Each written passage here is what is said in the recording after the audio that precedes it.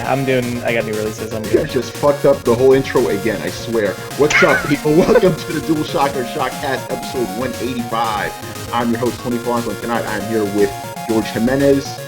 I didn't get a countdown, so really you fucked it up, Tony. Nah, this thing doesn't give me a countdown. Ryan Meisler. Did you see the Dirty Magazine? And joining us tonight, our deputy editor, Mr. Joel Tavares. What's going on, everybody? I was waiting all day to do that intro. I was so excited to do that. All right, Ryan, hit us with those new game releases, man. Literally hit you, or just say them? Metaphorically hit me with them. Okay. You can't physically hit me. Okay, sorry, I lost track. Okay, so the list of new video games coming out soon, according to our new releases list, we have, for the week of July 27, 2014 to August 3rd, 2014, Proxy Blade Zero for PC, The Last of Us Remastered for PS4, that small indie game that no one cares about, obviously. Speaking of small indie games that no one cares about, Rogue Legacy for PS3, PS4, and PlayStation Vita. I'm just kidding, because I like that game. Ratchet and Clank Collection for PlayStation Vita. The Legend of Heroes Trails in the Sky for PC. Pure Pool for PS4. WRC for FIA World Rally Championship. Sorry, I thought that was FIFA. PS3 and PlayStation Network. Is PSN v Vita, or is that PlayStation Network? I'm confused. Anyway. I don't know. It's one of them. Treasures of Montezuma Arena for PSN V. I'm assuming PSN. All-Star Slam and D-Ball PS1 Classics for PS3. Lego Ninjago Nindroids for Vita, 3DS, and PS Vita. Okay, so that is PS Vita. Firefall for PC. Crypt of the Necrodancer, PC. Mega Man Battle Network for Wii U. Pinball FX2 for Xbox One. Actually, that got pushed back, so that's wrong. X-Type Plus for Wii U. Lovely Planet for PC, and Eidolon for PC.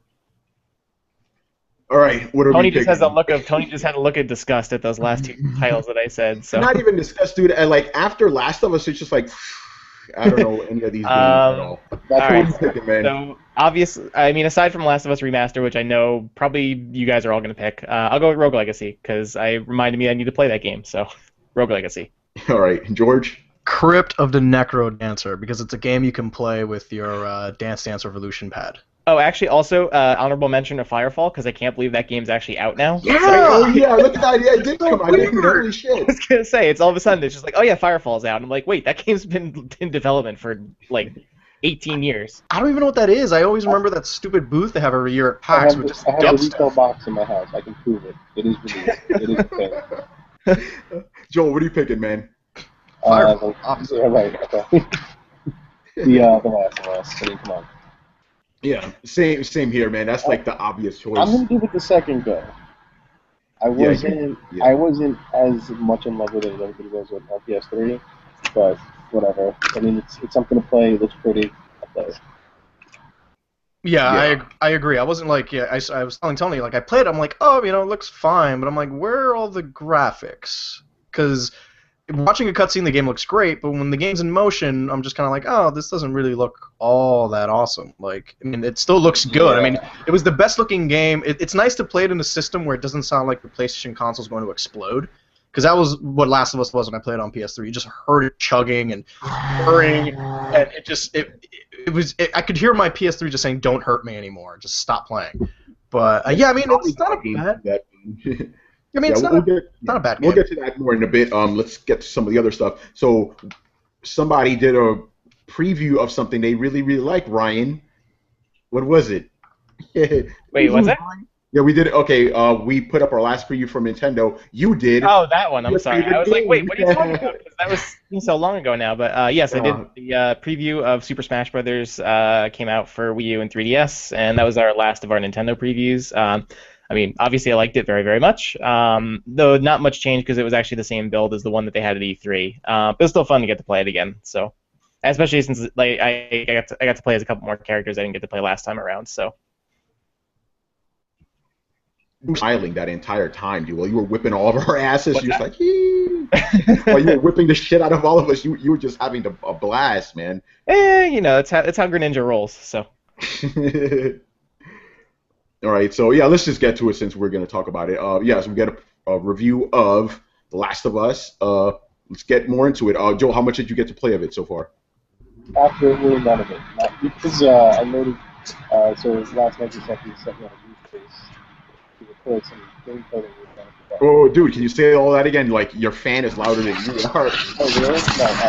So last night when I got out of work and I booted it up, you sent me on a goose chase to capture gameplay for something that we were trying to compile for the readers.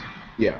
Like a comparison video, so I really didn't get to play it. Honestly, I spent my first night of The Last of Us rendering video that we wound up not using. so yeah. But hopefully tomorrow morning I'm gonna jump in. Joel, it sounds like you're in an airplane. Yeah. Are you currently in the air? Yeah, that fan is super loud. It sounds like you're sitting right next to the engine on the plane. Let me move the laptop. It sounds like you're in the engine of the plane. All right, well, Joel does that. So George, just tell us a little bit more. How far did you get into it? The little bit you played. I guess I just received Ellie. Okay, yeah. I earned her, I guess. Yeah, so far, I mean, okay. It's The Last of Us. I mean, I played this game before. I don't think I was clamoring to replay it because that game was like really emotionally draining, and I was just like, I don't know if I can do this all over again. But I think like what Joel said earlier, it's like, it's something shiny and new to play on the PS4, kind of. So I tried some of the multiplayer out. I did a match, and that seemed to be a lot of fun. But I want to kind of dive more into the multiplayer because I didn't really give it that much of a shot on the PS3 version. So hopefully, now like when you'll get it, maybe we'll do some multiplayer together and see what that's like as we start scavenging for equipment and shooting dudes in the face and then shivving them in the neck, and like that'll be kind of neat. But I don't know how I want to do that DLC that I never got to play on the PS3. Left Behind, right? That's a good one, dude. It's a very good DLC. Yeah, it's really good. But I don't know if I'm just emotionally prepared because going through that intro again with your daughter and it's just God. I was like, fuck, can I skip this? Like I was watching a little bit of Erica was streaming it before, our assistant community manager. She was streaming it before, and she was at the beginning, and it was at that part, and I was like, I had to shut it off because I was like, I can't watch this. It's too much. It was like, and that just reminded me, it's like, oh my god, I have like another 10 hours of just emotional gut punches. Like, great. See what happens there. And then 5 hours of Ellie. Joe, fuck you, Joel. Ellie. Ellie. Yo, man, I like I'm gonna make a soundbite of this episode. This is gonna be You should. It's not bad. It's The Last of Us. You're taking the best game of last generation and just HDifying it up. And the thing is, it doesn't really look all that much different. It looks good. But you mentioned earlier, it doesn't look as well as maybe how Tomb Raider went from from regular Tomb Raider to the Definitive Edition Tomb Raider. I haven't played yet, but just based off the screenshots, and we've been posting a shitload of screenshots. I'm like, this doesn't look that great, I mean, it is a great looking game, but it was just like I don't know how much more you can do outside of like the game looks just overall looks cleaner, which is nice. It's almost watching it through. More about like that frame rate is what changes it. Yeah, I was gonna say it's probably a lot like when they released Shadow of the Colossus on PS3, and it was like, it was good because even though it looked better and stuff like that, but the biggest thing was like the frame rate issue. Like the frame rate was a lot better on the PS3 version, which is the PS2 where it dropped to like 10 frames a second at sometimes. So. Especially when that one guy with the big sword would come down and just your frame rate would just be like it would be super slow. For The Last of Us, I imagine the 60 frames would be better for the multiplayer than the single player, right? Yeah, probably. Was it confirmed that the multiplayer is 60 frames? Well, I'm asking you that. It is. It is. Right? Is it? Okay, it is. Awesome. When multiplayer, though, I mean, again, I don't know the actual technical details behind it, but more often than not, multiplayer textures are like a little lower than what you're going to find in single player. Which makes it easier to lock into that 60, because that was everything that the Digital Foundry showed was that it's not locked at 60, so it's bouncing around like a lot of other PS4 games. It is, and you have that option to lock it down at 30, which is actually kind of neat. Which is like, I would actually prefer that because it's stable the whole time. Yeah, if you want to lock it down at 30, buy a PlayStation 3 and buy it used. Well, didn't the PlayStation actually go lower than 30? Yeah, it didn't lock at 30. It was like, it'll get to 30 on a good day, and then your PS3 will make a noise. It killed our old staff writer, Dave Rodriguez. It killed his PlayStation. The Last of Us killed his PS3. If you have one clicker on screen, you got 30. Yeah. Once that second clicker came in. Just give more time. Stick to stealth. Yeah, dude, Uncharted 2 was what killed my original PS3. Like, those Naughty Dog games just pushed that damn thing. It's like... It's like, all right, yeah, The Last of Us 2 was just like, I'm like, come on, slow down here. I mean, it was during the summer, so I had the AC on, so it was okay. But yeah, man, they tax your stuff, man. It's crazy. I wonder if it does it for the PS4 if it taxes it. You don't even hear it. Killer Yeah, PS4. PS4 runs really, really cool It's compared nice. to the PS3. It just doesn't make the noise. It just fucking plays the game. It's right on the hard drive. How do you? There's a little bit of a non sequitur, but how do you guys have your PlayStation set up? I have it set up like this because when I had it like a tower, it sounded like a jet engine just going. Oh yeah, it's putting consoles vertically is always a bad idea. Yeah. Because they're not really meant. The disk drives aren't really meant to support a disk that way. So. It's crazy. All right, so I did a review of this game called Crimsonland. George, I think you played it before. It's one of those games where you only need to play it for about 10 minutes to get the entire review, but I played it for a good 3 hours. It's like a top-down kind of shooting game, kind of like Smash TV. Has co-op, but it's only local, so it's like, who the fuck do I have to come over to play this thing with me? So it's one of those. Neat. Things. You don't get that many. Video games are supposed to be a social thing. Yeah, right. Wait, you have friends? Because I don't have any friends. What, you're supposed to make friends all of a sudden? Get the fuck out of here. Yeah, it's like, 11 p.m. Come over. We gotta play this game. But it was cool. It was called Crimsonland because there's a lot of blood. But yeah, it's like, I don't know. I can't play those kind of games on my own. It's kind of boring. All right, so let's jump right into our feature topic. So EA is going to have a subscription for Xbox One. Was it $30 a year? You get not every EA game. You get a good chunk of them. How does it work? Joel, tell us about this whole thing exactly. How does it work? I mean, from my understanding, and again, I'm just catching up like everybody else. $5 a month gets you pretty much unlimited access to games that are in the EA vault, right? Yeah. $30 gets you the year. Games are downloaded just the same way they work on PlayStation Plus.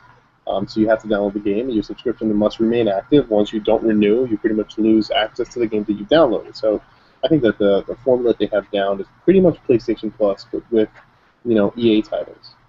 And and this is downloads, right? It's not streaming. It's downloads. It's all downloads. You want downloads instead of streaming, honestly. Yeah. Now I sent that email to EA, and I bumped it up again today. I still haven't heard anything back. So I'm assuming we're gonna get some kind of FAQ tomorrow, probably when this podcast airs or goes live. If not, we'll probably get an FAQ before the weekend because there's just too many things left unanswered. Well, that's the thing. This program. Go ahead.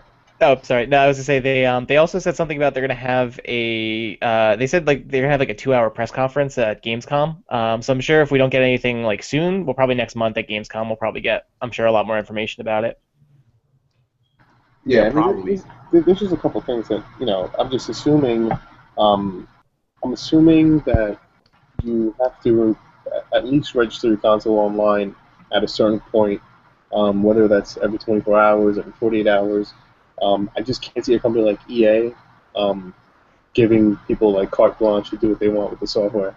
Hey, So- Joel, I have a question because I was thinking about this earlier. How much do you think this was a part of Microsoft's original DRM policy? Like, I had a vibe that this was maybe ready at launch at Xbox One, ready to go. It's like, hey, they were guess like, what? let's And not they do were like, this. we're gonna backpedal on this, EA. If you want to come out with this eventually, that's on you. Yeah. Which could also explain why Sony just kind of like, meh, I guess it's okay. But ours is a better value because that sounded like something that's never coming to Sony, and this is just Sony saying like, Sony flat out said like, no, this isn't a good value. We don't want this. They backed out of it. Yeah. It's not that it's not a good value, quote unquote. They can say whatever the fuck whatever they want. The fact is that we don't know what the details of the deal are, but Sony isn't stupid either. So they probably wanted a bigger chunk than Right. they were willing to give up per game. So they're not stupid. I mean, these are all calculated moves that are made by all these big companies. But I think Microsoft is playing dice because they got to get Xbox units out there. right. Because they need software to sell. So it's like, in a way, it's kind of like Xbox inviting this kind of third-party distribution, and probably like at a budget, at like a low rate. Like, listen, jump on the Xbox One now because we're going to hook you up. And I'm saying when I say that, it's to EA, it's to Activision, it's to Ubisoft. So whatever went on behind the scenes, this is very pivotal for Xbox in the future, and that's why I mentioned in the chat. What happens if Valve says, "Hey, let's do a Steam app," and now you have that streaming. You know, because Valve supports that now, right? Yeah, Yeah. I talked about that in an editorial too. Like, what if they do this in smart TVs? You got apps like this. Now it's just like this is kind of like it if you think about it. It's just on a console, you know. So this is kind of another thing that's paving the way for digital distribution. And we talked about this in the chat too. What does it say for PlayStation Plus? This is kind of, I mean, not PlayStation Now. This is what people want. It's like, here's a set price. Give me games, but you know, how is this going to affect now? Well, I think the people on the PlayStation side are not going to see EA titles. They're not. That makes a lot of sense. I think EA and Microsoft, whatever they did right now, Microsoft made a big move. I don't mean to stereotype a certain group of gamers, but they made a big move for the bros. The bros are going to pick up. Think about it. Because we were talking about what games are in the vault, and they say Madden, FIFA, NHL, and it's like, and you know what? Battlefield. Yeah, Battlefield, and you know there are people who will buy these games brand new. If you tell me I'm your regular EA fanatic, if you tell me for $30 a year, I'm gonna get these games I usually pay $60 each for, then it's a no-brainer for me. What I have to get? What do I need? Xbox Live Gold? What's that? $60? Great, I'm still saving. Yeah. Oh no! Wait! No, you don't need gold. You don't What? need Xbox Live Gold. What? Only to play online. What? Yes. That's great. All right. What? No, hold on. Wait, can we go back? This is EA though, right? I mean, this is weird. You don't need gold. That's not. Insane right there. So that's the whole thing. This is Microsoft, right? They're taking off their pants. Come get this, EA. Come get this. That's what it is. That's what it is. They're That's literally insane. they're letting them go nuts on Xbox Live. And then they've never done that before. Like I said, this is pivotal because now anybody else that wants to distribute games can get on there, distribute games directly to the consumer, and not go through Microsoft. Yeah, and like imagine, It's crazy. how soon does this pave the way for Activision or Ubisoft? Like maybe Activision will do a version of this on the PS4, which probably maybe I don't know, but because they got that better. Activision's got that better relationship with PlayStation. But I think the one thing from this whole EA Access that I liked was the trial versions of new games coming out. Meaning you can play a new game that may not be on the vault, but say the example they use is Dragon Age Inquisition. If you're a member of EA Access, you can actually play the game a few days in advance prior to the game coming out. Yeah, and the cool thing is, you know, where you left off, if you buy the game, you pick up right from there. You don't have to like restart everything, which is really so cool. it's essentially one of those timed demos that you can get on PlayStation Now. But you tell me if I can play Dragon Age 4 or 5 days ahead of time. Hell, if I can play the weekend before it comes out and get a jump on my character, I would pay that $30 a year just for that perk. You're a fucking enabler, George. That's why I like your style. It's awesome. Like that, it's just crack. They do the drug dealer mentality. Because that's what you hook people in. They're like, here, take a hit. And when the game comes out, someone's going to try to boot up that demo. The demo's going to say, hey, if you want to keep paying, it's just another $60. Yeah, and well, I think the part that's going to make them a lot of money, and hopefully, because we got to see what this vault will involve. Because right now it's just whatever came out last year on Xbox One, which is basically sports games and Battlefield for EA. We didn't see Titanfall's not on this. Oh, they're not stupid. They're not yet. Like, it'll get there, dude. If Titanfall comes out, and Titanfall will be out 2 years, and then maybe it'll get on the... Yeah, Titanfall 2 will be out, and all of a sudden... Or you know what they'll do? As they're building up and doing PR for Titanfall 2, hey guys, if you got access, we want you to try out Titanfall 1 right now. Yep, watch that. That's smart. And then you'll save 10% off all the DLC, because EA loves me those microtransactions, so if you can save 30 cents on the dollar for those alternate uniforms for the New York Giants, I'm going to go for it, because EA's where it's at. That's what it is, man. But clearly, knowing EA, this isn't going to work, right? I mean, it's available now, and I was even thinking about, like, maybe I should just sign up and see what it's like. But there's also a good possibility it just may not work. So, I mean, I like the practice of it, but it's also EA, and it's like EA doesn't have the benefit of a doubt anymore. Like, they need to be super sure when something's released that, like, hey, it's going to work. So this is basically just, taking that little gateway off, and just download the game, you'll play it, you have your membership there set up. But, I mean, yeah, this is a big move for EA, and it was surprisingly consumer-friendly, which is so weird. Well, wait a minute. You lose the games, and then you cancel. Then don't cancel. Yeah, then you can't cancel. Dude, that's what I'm saying. They got you by the balls, dude. You can't let go. Steal your dad's watch, send it to a pawn shop, you get like $60 for it, and you got it. You're covered for the year. And all the DLC too. Here's the thing, though. How expensive is this going to get for gamers? What if every company starts doing this? You know, how much are you going to have to pay? Like, Yeah, still cheaper. Yeah. Go ahead, Dan. Ryan. Oh no, I was gonna say yeah. I mean, when you considering like once Ubisoft gets into it and they start doing for their games, then like you pay on top of like. First of all, I'm at the point where Ubisoft needs to give me games to try out any service whatsoever. And I'm just thinking like you have your $60 Uplay is awesome. $60 Xbox Live subscription on top of a EA subscription on top of an Ubisoft subscription. You're talking like $120 a year for that's like, really expensive. You know? Like, yeah. If I go to my credit card receipts and I should because it's kind of depressing the amount of cash I spend on video games, I'm pretty sure if I bought all these subscriptions instead of buying these games, right, it would still come out significantly cheaper. Right, because even if you all at once, you know, like you have to spread them. Like, okay, this month I'm going to get the EA subscription. This month I'm going to get the Ubisoft subscription. This month I'm going to get the Activision. You know, it's got to be like that. I got a full-time job. I can afford it. But it's nuts, man. But yeah, I think this really does pave the way. Like you said, Joel, it's pivotal. It just paves the way for everything. We kind of talked about this. How long will this console generation last? This could be maybe the last console generation if you have services like this. It's going to be all services. I mean, this is where it goes, sir.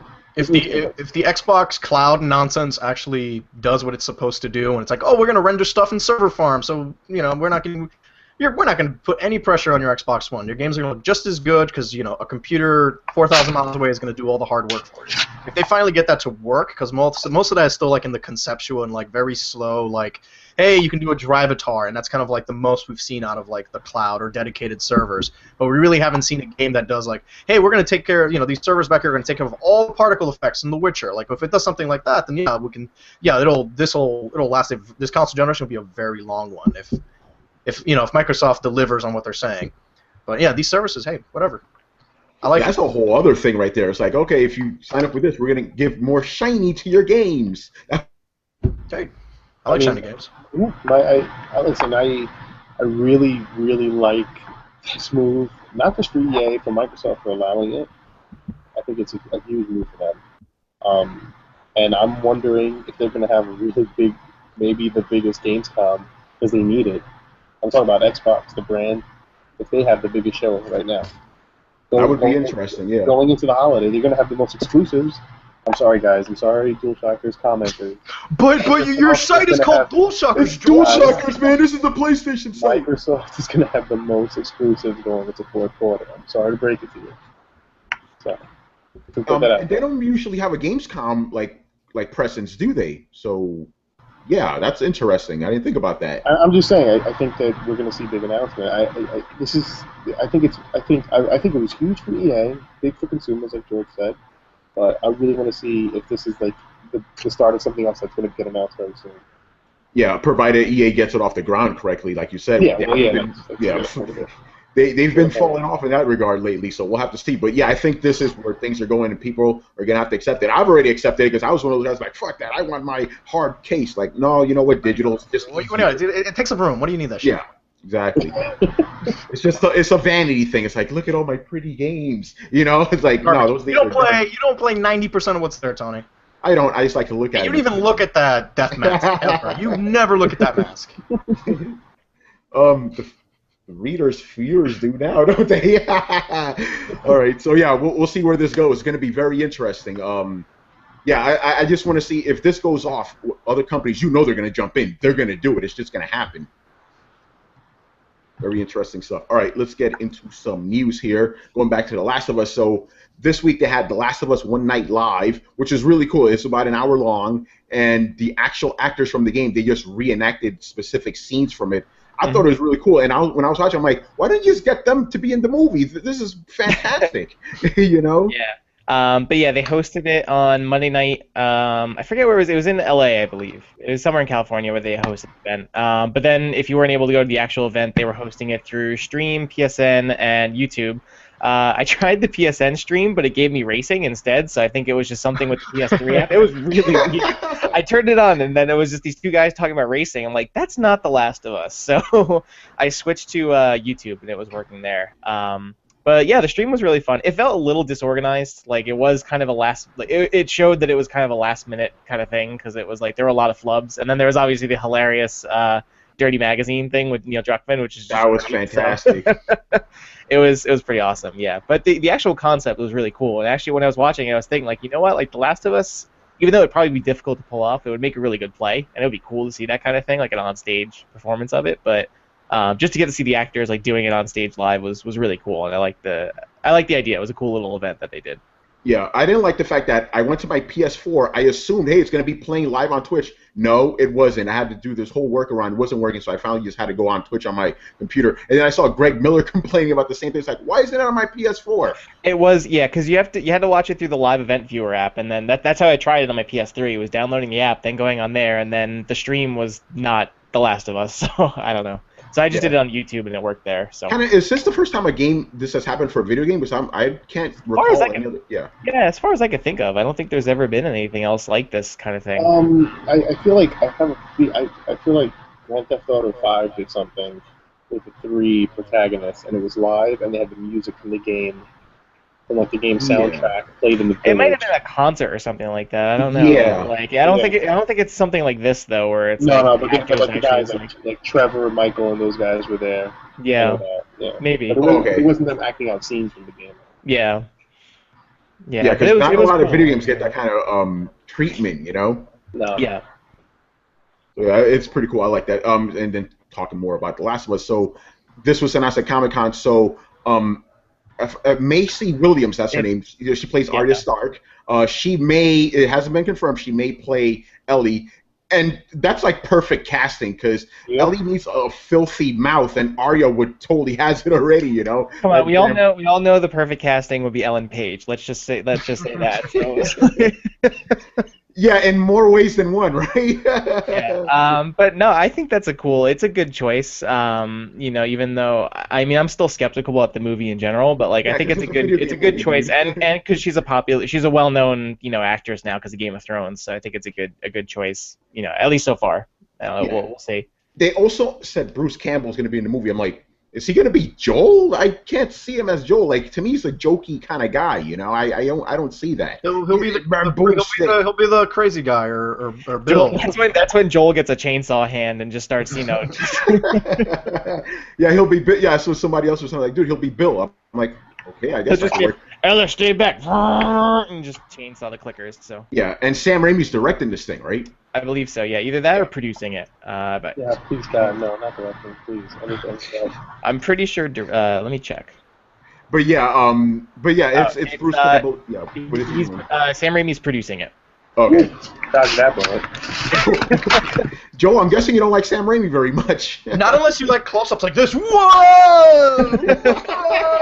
That's a Sam Raimi. That's or Spider-Man. Or Spider-Man 3. Oh God, I think that's what it is. That's all I was going to say. It was Spider-Man 3. That's it. End of conversation. I still like to remember his good days. I like Sam Raimi, but yes, Spider-Man 3 was terrible. It's not his fault. Right? Look, the best thing Sam Raimi did was produce Spartacus. Stars, all right? Producer role, Sam Raimi is a genius. Director is a madman. Yeah, he's a producer. It was Sam Raimi Studios. I did not know that. That's cool. Green screen, motherfucker. All I say is Topher Grace Venom. Oh God, yeah, and then emo Spider-Man. No, he wasn't emo. He was cool because the black suit made him dance, and he knew jazz and stuff. You know how to play piano. George, just stop right now. The suit taught him how to play piano. That was nuts. Here's my fucking brain thinking about that. Yeah, I'm gonna burst crying right now. Let's end that right now. I don't want to talk about it. I'm going to pour out a 40 for Spider-Man. We could do that at our They will sell 40s. Yeah, dude, they sell 40s, so I just pour about for Spider-Man. Colt 45s, all right? It's a great case for Colt. Let's move on to the next story.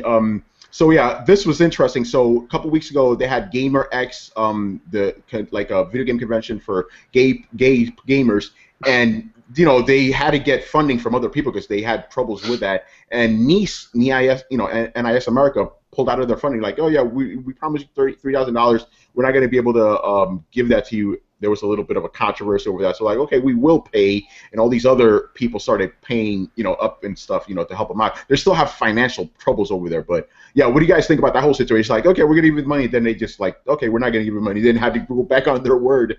I think the line was they had like an accounting like snafu, Something like that, yeah. They were like, we meant to pay them, we just never did because we forgot. Type nonsense. We didn't sell enough pre-orders of this obscure Japanese RPG for the PlayStation. Yeah, you guys did not. You didn't, no one pre-ordered Disgaea 8, Avengers of the Night Wind, Big Boob Moon Girl. That no one just GameStop gave us back the numbers and no one's interested. Hey, that's what NIS traffic's in. Let's just be real. George, I pre-ordered that game, okay? So come on. Because it came with the body pillow, is that why? So yeah, I mean the whole, it's to me it's kind of cool that you get a convention like that, but at the same time it's like, can't we all just kind of come together? Do we have to segregate each other into these little boxes? But I guess that's just the way it is. I don't think it's segregation, because I knew a couple of people who went to that convention and it was like, well, it's kind of weird being able to go and like hold hands with like my boyfriend or my girlfriend and people not look at you and be like, oh, that's kind of weird. It's like, no, this is kind of accepted, and like I don't mind people having like a little, if you want a little pocket of. I'm not looking at you weird because you're holding your boyfriend's hand. I'm looking at you weird because you're cosplaying Deadpool and Cyclops as one character, and it makes no sense to me. Look, in the multiverse, in the Dimension 1-3, this was the thing. If you read your comic books, Joel, you know this is canon. Shit. Oh, man. But yeah, I started thinking about silly stuff like, yo, when are we going to have our Dominican gamer convention, Well, Really? You think we were that organized as a people to put together? I was going to say, like, that would never happen. Anyway, go ahead, Joel. Just get the Dominican Shockers event going, and you're good. There are enough of us, all right? Hey, at least the gamer one had white people behind it. With us, they would never get done, man. Anyway, everyone will be late. Yeah, right? Everyone's getting pregnant when they leave. Oh, God. I think we need to stop this now before it gets too out of control. I don't know what Ryan's talking about. All right, I love that. I love looking at Ryan's camera because you could just physically see him just getting more and more uncomfortable as we go on. Okay. As the minority in this group. You know what it is? I think it sucks because there's like so many small-minded people out there, and I think I'm sure NIS was probably getting like negative feedback via mail, via emails, whatever. But it's just like, you stick to your gut. If you were gonna not invest, but if you were gonna help support this cause and sponsor the event, then sponsor the event. Stick to your guns. Don't, because I'm sure they're not gonna want to admit that. Like, people are very ignorant, and maybe someone, if they were getting like horrible emails or community feedback saying, "Why are you supporting that event?" Because stand your ground. Don't give in to a very vocal minority, to a very vocal, closed-minded minority. Don't give in to that. Because that's not being said, but it seems like that. If I had I know what you mean. Out of nowhere, you don't have $5,000. Yeah, 3,000. There was developers that were smaller than NIS that were like 3,000. Here you go. So you're a game publisher. Devolver Digital, I think, stepped in to help contribute toward it. So fucking NIS America and Crytek with tin cans and shit. It's insane, man. But yeah, so they're gonna everything's gonna be paid off, but for next year they're still not sure about it. It'll be cool if it comes back. But yeah, George, I never thought about that. Like, you have two guys just walking around holding hands and no one will judge them. You kind of do need some, like a venue for that. So that's kind of cool. You want to go to a place where you feel safe and comfortable, and I get that because I get that because I'm not a gay person, so I will never know what that's like, or I will never be thrown out of my house because I came out of the closet. Like, I wouldn't know what that's like. You know what I mean? I think. Yeah, you were saying, Ryan. Oh, sorry. I was to say, I think the other thing too to remember is this is not like a PAX or something like that where they have like a big organization to help fund it. Like, I think it sounds. I don't know like the group behind it, but I'm assuming it's probably independently organized, so they have to rely a lot on like volunteers and people helping them. So it's $3,000 may not sound like a lot to some of those companies, but like to them it might be a pretty significant amount of money. So. Right. Well, no. All right, let's move on. And Joel, I'm glad you're here for this. I want to talk about it. Yeah, go ahead. No, I was going to say that for the organization, it probably helps them a lot. But I'm saying that's why I said for the developer or the publisher, that's chipping in. I don't think $3,000 is a lot for them. Yeah. So let's move on. And you look like the hero. Yeah, that's true. Yeah. Tony's frozen. All right, so yeah, I know. I'm like, come on, man, what the fuck? Anyway, so Joe, I'm glad you're here for this. Destiny, if the beta finished, it did really well. Yeah, what happened? Well, why is the beta done?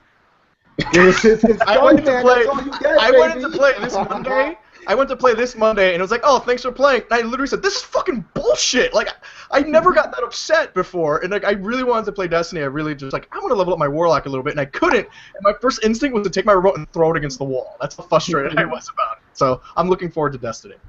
Yeah, that's so how George yeah, didn't have that's how George didn't have a PS4 anymore. So. yeah, exactly. It was over. So yeah, it was like over 4 million people participated, which is like they said this was the biggest beta of this console generation. Of course, this console generation is not even a year old yet. No, of course, it's gonna be the biggest. Come on, Bungie, you're better than that. Yeah, it's like, It's like the PlayStation 4 launching first and be like the best-selling next generation console. yeah, like, no shit, man. Xbox One's not out yet. Like, come on, what are you doing? You can tell it's just some marketing guy, just like really proud of himself, and it's like, I want to smack you in the head. Watch this. He has like a glass of wine. This is gonna be great. Yeah, what the fuck was that? Anyway, so I thought that the beta was actually handled very well. Like, I had a couple of issues towards the end when they opened it up to everyone where you just couldn't get on anymore. But I thought it was great. I like how they kept dripping little things at you. Like, they had the moon mission was really cool. Like, okay, here's 1 hour, just go in there, go nuts. I think this is gonna be a monster when it releases. If we got 4 million people just for the beta, imagine retail. It's gonna be big, man. Yeah, The well, biggest game of the fall for like it's just gonna be like that, you know. Yeah, well, I'm sure a big part of the beta was that it was a stress test, so just to see how they can handle, how their servers can handle the impending servers going down probably when it launches. So, but we'll see. So. And also, people know what Destiny is now, so it's going to be more of a word of mouth. Like, I'm telling my friends who I used to play Halo with all the time, like, hey, you probably want to end up picking up Destiny because we can play this game together co-op and like shoot the crap out of each other. So yeah. I think it was more of that, just so because I think people went in really unclear, like not really knowing what is Destiny exactly. Is it Borderlands? Is it Halo? Is it Border Halo? What? I don't get it. But once you actually got to play it, you're like, it's Bungie Lands. Yeah, you're like, oh, this starts to make a little bit more sense. So good on you, Bungie. Yeah. It's Destiny. That's what it is. That's what people are going to be saying now. Yeah, a couple little news things about it. So we were talking about this in the chat. So this game's going to have 6 player fire teams, which is great after level 20. It's kind of like an MMO. You get a lot of cool stuff after you hit that level cap, and it is 20. I know some people are like, no, that's not high enough. Like, yeah, it's just 20, and that's when the really cool stuff starts coming at you. And yeah, 6. You need 6 guys because 3 dudes were not able to handle that spider tank thing. That took forever, man. So I'm down with that. That big eyeball thing too. That was nuts. You guys beat the whole thing, right? Mm-hmm. You were like the final bosses and stuff. Crazy stuff. So yeah, as far as what is this game, I don't think it's either a shooter or an MMO. It's both. It's a hybrid. It's some weird, freaky hybrid thing. If they can somehow cut, like, I think the worst part about Destiny was all the like the traveling downtime, because it was like when someone said, "Oh wait, we have to go back to the tower," I'm like, "Oh, I don't want to be friends with you anymore." Like that always ruined my fun when someone had to run back to the fucking tower and I got to sell this gear and go black. I'm like, "Come on, 10 minutes in this bullshit. Come on, let's go back." Like. So I don't know. Yeah, they need to find a way to cut that, but I mean, you do that being between missions is okay. Yeah, it reminded me a lot of PSO. I don't know why. I got very like Phantasy Star Online vibes playing it, and I don't know if it was just maybe because you have to go back to town and it's just like, let's go back and kill more stuff. Like there was some weird, like I got good Phantasy Star Online tingles playing that game, and I was like, awesome, because we're not getting a Phantasy Star Online anytime soon. So. Yeah, exactly. Joe, what are your thoughts about how the whole beta went? I really enjoyed it, honestly. I was at work, and while I'm at work, I'm here just looking at my character and looking at my gear, and making plans. Like, all right, Are you spinning your guy around, just like? I'm like, yeah, it's so cool looking. He's just so cool. But I really, really enjoyed the beta, and I think my only concern is that they're not drip feeding content to us, and I just hope that they can really keep it going and keep the momentum behind it. That's all it is. It's one of those things. It's like everyone has such a short attention span these days, and that's why like certain games can't even hold my attention for too long either. Like I'll play it for like a good 5-6 weeks. The only one I kept going back to, which made no sense. Apparently I'm a masochist. Is Battlefield 4, but I feel like I want Destiny to be that game that that pulled me in, and you know, I really enjoyed my time with it, and it felt like, you know, the shooting felt like the best shooting since, you know, like playing Halo back in the day, way back in the day. But I feel like Bungie recaptured magic that they had before. You know, they got lightning in a bottle for the second time, and I think if it's as deep as what they're saying it is, they're onto something special. Honestly. Yeah, it helps when you have like a $500 million to work on a game. Like, yeah, right. It shows. It's like literally playing, a $500 million. When I was playing that game, I was like, yeah, I buy that this took $250 million, and then they're gonna have another $250 million in marketing behind it, which is insane. But it's like when you play it, you're like, yeah, this feels like a $500 million game. Just like the production value alone, like all the stupid panoramics we view are gorgeous, and you're like, yeah, that's the skybox in the game. Like everything. Bungie's always done amazing things with just making it feel like you're in this. You're just a very small part of a huge universe, and just by simply looking up, you're like, holy crap! And you really it really captures your imagination when you're just kind of like going around this little weird ghost pike thing that shoots lasers, and like, okay, all right, Destiny, I'm on board. Yeah, and it definitely does a lot to really like tempt you to buy the real game, because they trick a lot of little things like, "Ooh, I want more of that, more of that," but you don't get it yet. Yeah, and like, if you see look at some of the level 20 gear, you're like, "Oh, you bitch! Don't show me level 20 gear, because I want to." Yeah, exactly. Or you see those enemies with the question marks. I'm like, "Ooh, I'm not high enough to beat you yet." And then there's other things like you've seen the concept art, like these aliens, these other worlds. I'm like, I want to see all of this stuff and kill it. Yeah, it's great. And remember, this is part of a trilogy, so it's going to be just expanding. It's great. I think you're right. They captured lightning in a bottle twice, which is very rare to do, but they've done it. It's I read up in the, by the way, the Japanese subreddit is amazing. Those guys, they already have like 60,000 people in there. They're still a month away. Like this community is going to be nuts. But they were talking about it's a 10-year deal. It's a 4-game deal that they signed with Activision. Oh, 4 games. Okay. Yeah. Yeah. So. I'm assuming we're going to get game, a year of content raids, each expansion, a year, game, and tags. That's going. So, what they'll do is they'll probably have a nice chunky expansion ready to go to combat whatever's coming out next November. Do it like just making that fall appearance.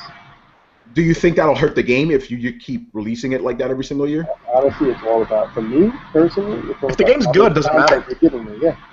Yeah. How much content you're giving me. You're talking about, there's people that play World of Warcraft, and again, I don't want to bring an MMO into it, but this is seemingly like we're going in that direction, because we're going to keep our characters. If that's the idea, it's going to get crazier and crazier, but, you're talking about big WoW players that have played for the last 8 years, 10 years. Nuts. Yeah, it's true, man. You can have expansions and all this other stuff. And I know some people, I don't know why they say this. Like, some people are like, oh, this game doesn't have enough legs. It's going to be another Titanfall. I'm like, have you seen? Just the content alone in the beta shows you that this game's going to be huge. You can probably play this game and nothing else but it and be satisfied. There's so much content in it. I think you're right. I think that this is going to be a monster, man. It's going to be crazy. And this is what I'm thinking about it. You got 3 classes, and you also have, 4 races. Yeah. So a robot, and you have and then you have subclasses, and then all the weaponry and all this. Nuts. I feel bad. A lot of nonsense. I don't want to bore the listeners. I listened to last week's podcast, so I feel like you guys Destiny'd out. Yeah. So I don't want to. I'm upset that I missed that podcast. But again, I just like you guys. I really think that they really did something special, and it's going to be. It's definitely going to be Game of the Year contender, even if it doesn't have no story. People are going to just fall in love with that gameplay. It's true. Anybody can, and this is coming from me. I don't really like those kind of first-person shooting games too much. I picked this up. I'm like, this is fucking great, man. So if it hooks a guy like me, I think it'll hook a whole lot of people. That's what's great about this game too. You sounded like such an old man. You're like, I don't play those first-person shooting games anymore. Those shooting games. Hey, I am an old man. I'm like the second oldest guy on the site. Anyway, now you threw me off course, Joe. But yeah, my point is like this game is for everyone. If you want to play for 5 million hours, you could do that. If you want to play for 10 minutes, you could do that. This game caters to a wide net of people, and I think that's what's gonna really just keep it going forward. You want to just play a little bit, you want to play a lot, you do that. It's fantastic. So yeah, there we go. Next thing, this quick one I had to throw in because I'm a geek. Mass Effect 4, we got some news that the game, I don't know what you would call this. It's not a prequel, it's not a sequel, it's in between the other games. Okay, I guess that's one way of Side story. I don't know. A side story, yeah. A Mass Effect game. That's it. Yeah, but I think in this way you could preserve all the choices you've made throughout the series, and without it being completely new. I think you're still going to get to play as a human, but you could maybe play as an alien, and it's going to be concurrent with Shepard's story. But other than that, we don't know much. Let me say something about Mass Effect. You're going to be disappointed in the end. Oh no!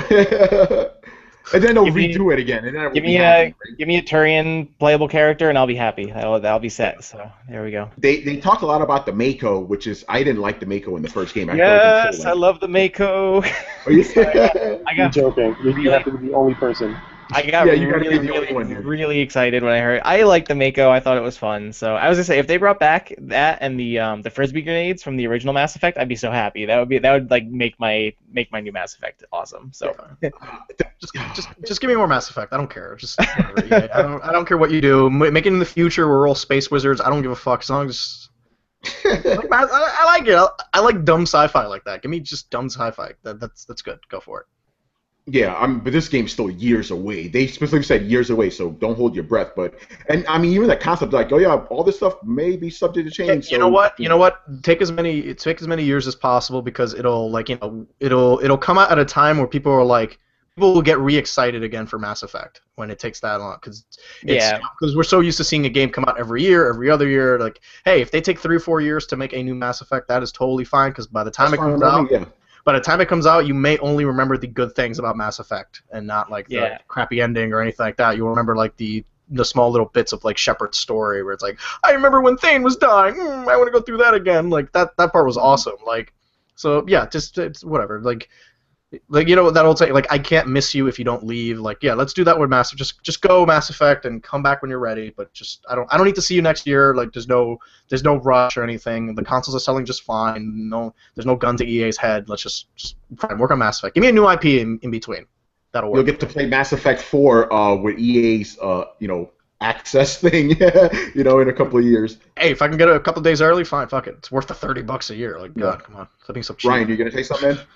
No, I was gonna say I'm okay with them taking a couple years to make it good and have me genuinely excited to be back. Mm-hmm. I wouldn't want the kind of situation like with Gears of War, God of War, where they released Judgment and Ascension, which tanked. Yeah. So I'd rather them. And Judgment wasn't a bad game, but it was just we just played a Gears game. It was underwhelming, and because both of those games came after trilogies that said that they were ending, and they said, oh, we're gonna finish the fight, and we're gonna kill Zeus, and then they come out 2 years later with these new games. So games that nobody needed. Let's just be honest, we didn't need those games. The two games with the same abbreviation. It's like, oh, GOW, which one? It's like, no, I'd rather them come out and have a meaningful connection to the story rather than just be, oh, we're just going to get an extra game out and get some extra cash. So. Oh my God, that was the same year that Batman Origins came out then too, right? Yep. Yeah, that was it was a year of really shitty prequels. Really bad prequel games. So. This console generation is still going on. Here's another game for you guys. Oh man. Anyway, and then this last one, Ryan, I'll let you take this about Nintendo financials. What's going on with them? So Nintendo, let me pull it up just so I can get the exact details down. But basically, Nintendo posted their financial quarterlies, I believe, and once again, it's still kind of a situation where Nintendo's not in the best, especially with the Wii U, just not really in great shape selling the system, removing it. Well, it was like, hey, we sold a bunch of Wii U's, but not enough. Right. It was basically what the news came down to was that they sold. I think they headlined it with Mario Kart 8 and saying, "Oh, we sold about 3 million copies of it," which is great, but they still ended up losing about 96 and 97 million altogether. I think for their quarter. They're fine. Don't worry about it. They'll be okay. Yeah. So it said Nintendo attributed much of their losses to operational costs, which totaled 91 million. So it's still a thing where it's like even when they do have success, it's still really not enough to kind of counterbalance. What does what does it even mean? Do they just have LeBron James just is he just running Nintendo? Is that how much they have to pay him? I guess I don't know, but yeah, Mario Kart 8 sold 2.82 million copies, so it got close to 3 million, which obviously very good for that. For the it had a really high attach rate for the Wii U. But still really not enough to kind of get the Wii U out of the situation it's in, which is unfortunate. But and it sucks because I feel like Mario Kart 8, that and Smash Brothers are I think the big titles that they're kind of banking on this year to really move systems. So. Yeah, we'll have to see how Smash Brothers does because, like I said, I'm always worried about other people that aren't Nintendo fans jumping in because of that. And even me, I'm like, Smash Brothers is not going to be enough to get me to buy that system. Yeah, it's not going to get me to buy a Wii U. And I think Nintendo's banking on Smash Brothers to be, the one that kind of like pulls them from the fire, but they even went as far as like, hey, we're bringing back those GameCube controllers you like. You remember that, right? The GameCube, that was a great system we didn't care about. I think Smash Brothers is going to obviously do very well on Wii U. I can pretty much guarantee it because it's like the big game probably out of the entire year for them, if it's even coming out this year and it doesn't get pushed like early next year. But when you think about something like Mario Kart that has a lot more mainstream appeal and especially also has more appeal to Nintendo's audience, then it is kind of troubling when even Mario Kart 8 can't, pull the Wii U out of the slump it's been in. So. Yeah, but that's another game. Like, how many people that aren't Nintendo fans did that bring in? I don't think it did any. I think it was just probably a lot. Nintendo fans. I think Mario Kart maybe more than any other, is kind of one of those games that can appeal to anyone. It has a lot of casual appeal because it is one of those games you can kind of just jump in and play, even if you're not. I've never heard any. Yeah, but I mean, this one I haven't heard anyone outside of a big Nintendo fans talk about it. Like, what do we call those guys? Those bros? They were going to go, hey, man, I got to get that Mario Kart. Yeah, those Madden and Mario Kart bros. Yeah, of course. So. But no, I'm just, in terms of just big, like, mainstream appeal, and I think for the audience that Nintendo's trying to go after specifically, that Mario Kart's probably, like, one of the biggest titles they can draw from, so. Yeah. But, they're not, go ahead, dude. No, I was going to say, I really can't help but think, like, how bad a mistake was it to name it this? Like, I wonder if that's really, like, why it just doesn't sell units. I know everyone else, I know that the third-party support isn't there, but, like, there should be, like, crazy excitement for a new Smash Brothers. There should be, like, ridiculous excitement for Mario Kart. It's just, like, I wonder how bad that name is killing it, for a would-be parent who's in a store, like, oh, I'm going to get this new thing. Oh, Nintendo Wii U, my son already has that. Yeah, Wii U. Oh, Wii U must be a controller. It's the tablet. I don't need a tablet. It's like, not to go back to an argument, but I really strongly believe it's really that name that's killing it. It's brand confusion. Yeah, no, you're absolutely right. Yeah, I mean, remember, Nintendo released a commercial in December. This was a year after the Wii U came out saying this. They said it 3 times in a row.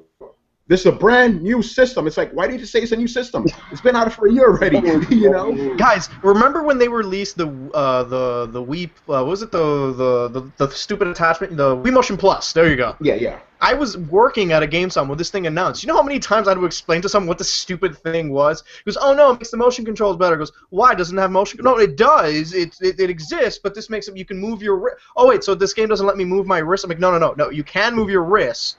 But this just detects it better. Oh, wow, what's wrong with it that doesn't detect it better? And that's when I decided to actually kill myself, and this is actually a ghost you see in front of you. But yeah, Nintendo's not made it easy for just, like, a retail employee to sell their system. Like, they do everything possible to make it nearly impossible to sell their system. It's just like, you just kind of throw your arms up like, here's an Xbox, this is PlayStation. Just give your kid one of those. I don't care. And we need them. We need them to be good. We need Nintendo to be the shit again. We need to be back up there because we need the competition. Yeah, definitely. It's sad, man. Because now, circling back to what we were talking about at the beginning, what's going to happen with these publishers? They're going to think they can make their own platforms, these consoles. That's what they're doing. That's what EA's doing. They're making a platform. Now they're going to get in the mix. It's just like, it's going to get even crazier now. Oh, but imagine how great if, say, Nintendo just went software and says, like, Smash Brothers on all 3, on That's Xbox. What I'm saying, man. And then it's like, hey, man, the Xbox version has Master Chief. Yeah, but the Sony version has Kratos, man, and Kratos is a lot cooler. And just those fights again, like when Soul Calibur was released. I can't even imagine. We got fucking Link. We got Spawn, motherfucker. I'm like, Spawn. You said that, I was just like, it's gonna be like Soul Calibur 2 all over again, just like. And then the PlayStation we got version Hayachi. I was gonna say, the PlayStation version's gonna get Hayachi. Everyone's gonna bitch again. Hayachi. You want Kratos, man? Yeah, it was. It was total like when that game came out, it was just like oh yeah, we got Spawn. Oh yeah, we got Link. Oh yeah, we got Hayachi. Like. It's like Namco literally forgot who Sony's mascots are. Like they could have said Crash Bandicoot, anyone. It's like they like Hayachi. People like Tekken, right? And like. No, it's first of all, something on in everything. In a weapons fighting game with the guy that doesn't use weapons. I was just about to say that. Exactly. Like, who's the one guy who doesn't use weapons? Get him in there. That was fantastic. I never picked him, by the way. I don't like Hachi. Anyway, so that's pretty much the show. So let's talk about what we've been playing. Joel, what have you been playing over the last week? This last week, what did I play? Oh, last week was the end of the beta. Yeah. This week, I haven't. Last night I wanted to do Last of Us, and that didn't happen. So it's been a gameless. It's been pretty much a gameless week. I stink. I'm boring. Go ahead. All right, Ryan. What about you? What have you been playing this week? I've been mostly going through backlog stuff, so if you've been following the Twitch stream at all, I've been playing Amnesia: The Dark Descent, and I actually just finished it last night. So my weekend was filled with pooping my pants playing horror games. So yeah, that was fun. It was an okay game. I didn't think it was amazing, but it was fun, and it had a couple scary moments. I'm gonna probably be playing the second one, Machine for Pigs, pretty soon. Although tonight I think I'm actually gonna play Splinter Cell Blacklist. So stick around. Nice. I'll be streaming that tonight probably. I really like Splinter Cell, but like I said, Splinter Cell made me hate Uplay because it lost my game twice. It just lost my game save twice. And I was halfway through the game twice, and it just said, "Oh no, you don't." It goes, "Hey, do you want to start? You want to create a save?" I'm like, "Why don't you create a save? I already was just playing you." And it's like, "Nah, son, you got to do it again." You play handle? I didn't. Does you play handle saves? Because I thought I've played on the PC. It does. Really? It doesn't, because when I played Child of Light, it didn't seem like it was doing that. So, and that's through Uplay. It did it through the launcher, and then it does like I think it did like a cloud save, because I don't have it through Steam. I did it right through Uplay. I do it big mistake. I do it through Steam, which like when you do it through Steam, it launches Uplay through Steam. So I don't know if like Steam saves it or something. I don't know, but yeah. Yeah, so I'll be playing Splinter Cell, and I also got Walking Dead working finally. So I'm hoping to play. I finally got it to work. I feel like you need to write about your whole like Walking Dead saga. It was actually, I contacted Telltale, and they were nice about it. They gave me a new code, so I can finally play episodes 3 and 4. So finally, I can play them after like waiting for like 3 months at this point. So I'm very, very happy. Yeah, that's about it. I think I played a little bit of Hearthstone too. That's about it. That's like my go-to game when I'm just, when I'm like, what do I want to play? I'll play Hearthstone. So, that Hearthstone, son. Yeah, I haven't started Curse of Noxermoss yet, but I do want to get to it. And actually, I think the second wing of Noxermoss came out yesterday. So, yeah, that's it. All right, as for myself, yeah, I've been feeling a little lost since, like, because every time, I had time at night, I'm like, let me play Destiny. Then I didn't have Destiny, I'm like, when am I going to play? It just became my go-to game. So I played a little bit of Bravely Default, went back to that. I played R-Type Dimensions last night, and I beat, because there's 2 games in one, R-Type 2, and I beat them all, and I'm like, may as well write a review for it. So that's in drafts. It's probably live now by the time you guys are hearing this.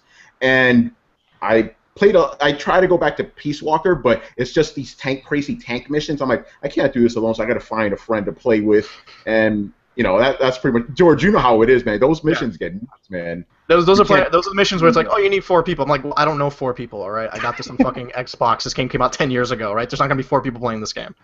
Sorry. Yeah, exactly. That's how it is. You have to call. Hey, dude, you want to play Peace Walker? Because no one's even playing this online. And yeah, that's pretty much it. I'm not playing too much this summer, so maybe I'll go back to something I've been missing. I don't know, whatever. All right, so that's pretty much it. Thank you for watching. Yeah, what happened? What you doing? No. Whatever. All right, so thank you for watching and listening. Make sure to follow DualShockers on YouTube, iTunes. I've been playing Gods Will Be Watching, and I've been playing Last of Us. Oh, did I forget you, George? Yeah, shit, my bad. That's what I said. Like, don't you want to know what I've been playing, Tony? You're like, no, thanks for watching. I'm like, what a fucking scumbag. No one cares, George. Shut up, George. I'm going to break a bottle over your head at the DualShockers party. Yeah, I am sorry, my friend. I am very, very, very sorry. He's gonna shamelessly plug that, by the way? Can we shamelessly plug the party? After I tell you what I've been playing, Joel, all right? I've been playing Gods Will Be Watching. It is a great indie game, but I call it a bad decision simulator. You should check it out. I'm probably going to do a write-up about it soon. I'm also playing Nosgoth, that game that takes place in Legacy of Kain universe, where you play vampires and humans online against each other. It's free to play or something, but I'm digging it so far. So expect write-ups on that. And I'm playing Last of Us. It's Last of Us, so I guess it's good. No spoilers. I haven't played that game, obviously. And yes, we'll be having a party next Party, Friday. New York. A party next Friday. We'll probably bring it up again at maybe not, because we have so DualShocker party next Friday. Everyone's invited. We have the link up. Do the Eventbrite thing. You'll get like 20% off drinks. It's our 5th birthday party. DualShocker is 5 years old.